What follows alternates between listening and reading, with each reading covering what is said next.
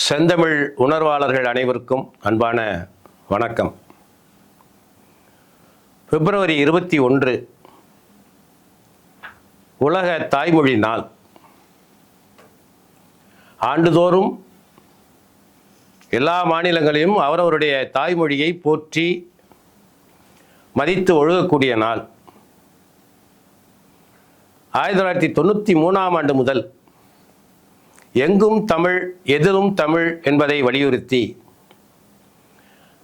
கன்னியாகுமரி தொடங்கி சென்னை வரை தமிழ் அறிமாக்களுடன் நடைப்பயணமாக மேற்கொண்டு தமிழ் ஆட்சி மொழியாகவும் தமிழர்கள் மேம்படவும் குரல் கொடுத்து வரக்கூடிய பெருங்கவிக்கோ அவர்கள்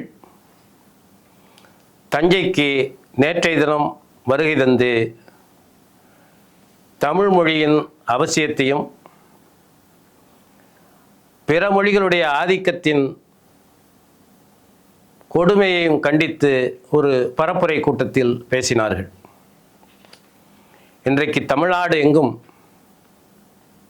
கொந்தளிப்பான ஒரு நிலை இருக்கிறது என்று சொன்னால், தாய்மொழியான தமிழ் மொழிக்கு முன்னுரிமை அளிக்கப்படாமல் மும்மொழிக் கொள்கை என்ற பெயரில் பிற மொழிகளை திணிக்கக்கூடிய, குறிப்பாக இந்தியை திணிக்கக்கூடிய ஒரு முயற்சியில் மத்திய அரசு தொடர்ந்து முயன்று கொண்டிருக்கிறது.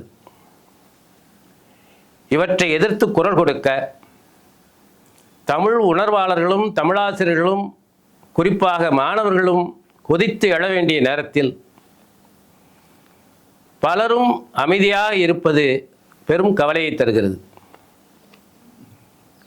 தமிழ்நாட்டை பொறுத்தவரை இருமொழிக் கொள்கைதான் இயங்கும் என்பதை கடந்த 60 ஆண்டுகளுக்கு மேலாக நம்முடைய சட்டமன்றத்தில் தீர்மானமாகவும் பல்வேறு தொடர் நடவடிக்கைகள் மூலமாகவும் நம்முடைய தமிழ்நாடு அரசு எடுத்து வந்திருக்கிறது.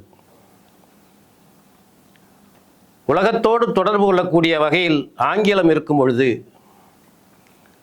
பிற மொழிகள் இங்கே ஆட்சி செய்வதை அனுமதிக்க மாட்டோம் என்று, குறிப்பாக இந்தி மொழியினுடைய ஆதிக்கத்தை முற்றிலுமாக புறக்கணிக்கிறோம் என்று 1968 ஆண்டு பேரறிஞர் அண்ணா அவர்கள் தமிழ்நாடு சட்டமன்றத்தில் தீர்மானமாக இயற்றி இருமொழி சட்டம் இயற்றப்பட்டது.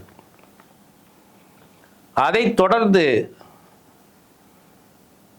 முதலமைச்சராக வரை இந்த பொறுப்பில் இருந்த எம்ஜிஆர் அவர்களும் 1986 ஆண்டு இருமொழிக் கொள்கையை வலியுறுத்தி இந்தியை ஏற்க மாட்டோம் என்ற தீர்மானத்தை தமிழ்நாடு சட்டமன்றத்தில் ஏற்றியிருக்கிறார்கள். அதற்கு பிறகு 1989 மீண்டும் தமிழ்நாட்டின் முதலமைச்சராக பொறுப்பேற்ற முத்தமிழறிஞர் கலைஞர் அவர்கள் இந்திக்கு இங்கே இடமில்லை என்று சொல்லி இந்தி திணிப்பை என்றும் எதிர்ப்போம் என்ற தம்முடைய 5 முழக்கங்களில் ஒன்றாக இந்தி திணிப்பை வலியுறுத்தி சட்டமன்றத்தில் இருமொழி கொள்கைதான் பின்பற்றப்படும் என்பதை உறுதியாகவும் உண்மையாகவும் எடுத்து சொன்னார்கள்.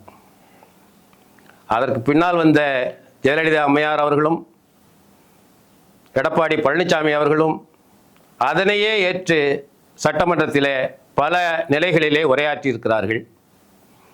இன்றைய தினம் தமிழ்நாடு முதலமைச்சராக இருக்கக்கூடிய மாண்புமிகு மு.க. ஸ்டாலின் அவர்கள் இருமொழிக் கொள்கைதான் தமிழ்நாட்டில் தொடர்ந்து நடைமுறைப்படுத்தப்படும் என்பதை திட்டவட்டமாக எடுத்துரைத்திருக்கிறார். என்றாலும் கூட பல்வேறு நிலைகளில் நெருக்கடிகளை கொடுத்து எப்படியாவது இந்தி மொழியை திணித்து தமிழர்களுடைய மேன்மையையும் தமிழ் மொழியினுடைய மேன்மையையும் சிதைக்க வேண்டும் என்ற முயற்சியிலே ஒன்றிய அரசு முயன்று வருகிறது. மாணவர்களும் தமிழ் உணர்வாளர்களும் ஒன்றுபட்டு இத்தகைய தீய நோக்கமுடைய கொள்கையை நாம் முற்றிலுமாக புறக்கணிப்பதற்குரிய முயற்சிகளில் தொடர்ந்து ஈடுபட வேண்டும். புரட்சி கவிஞர் பாரதிதாசன் சொல்லுவார், ஆங்கிலத்தை கற்கையிலும் அயல் மொழியை கற்கையிலும் எந்த நாளும் தீங்கணியாம் தமிழ் மொழியை தென்னாட்டின் பொன்னேட்டை உயிராய்க் கொள்வீர் என்று சொல்வார். அந்த வகையில் தமிழர்கள் அனைவரும் மாணவர்கள் திரண்டு எழக்கூடிய வகையில் இந்தி திணிப்பை என்றும் எதிர்க்கக்கூடிய வகையில் மாபெரும் உணர்ச்சி முழக்க போராட்டமாக கொதித்து எழ வேண்டும் என்று இந்த நேரத்திலே கேட்டுக்கொண்டு விடைபெறுகிறேன். வாழ்க தமிழ், வெல்க தமிழ்.